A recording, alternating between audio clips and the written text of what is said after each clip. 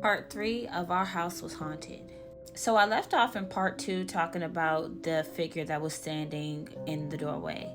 So the figure was standing in the doorway and it disappeared when I said leave in the name of Jesus, and it was gone. So days later, I was sleeping and that same figure showed up, but it was standing over top of me while I was asleep. And the best way that I can describe this figure is that it was just tall, like super tall and dark.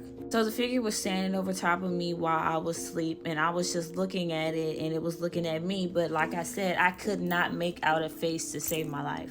So once again, I said leave in the name of Jesus, and it just disappeared. Y'all, I cannot make this up. The figure was the same exact figure that was standing in the doorway. I cannot make this up. And at first, I thought I was going crazy. Like, I was just like, it's no way that there is a figure up in this house. There's no way that there's a demon up in here. Like, there is no way. But then my husband started noticing things in the house as well. He started having weird feelings, and he was just saying, like, we should not have moved here. Like, something is really off in this house. So I did notice the tall, dark figure, but then I started to notice there was a little girl in the house. Like one night, it was a little girl standing in the middle of the doorway. And again, it was not my daughter because she was asleep.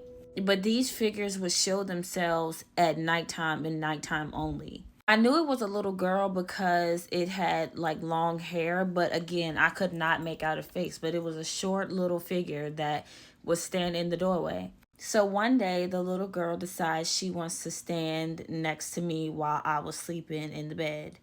And sure enough, I said, leave in the name of Jesus, and the little girl disappeared. Come to part 4 to hear the rest of the story.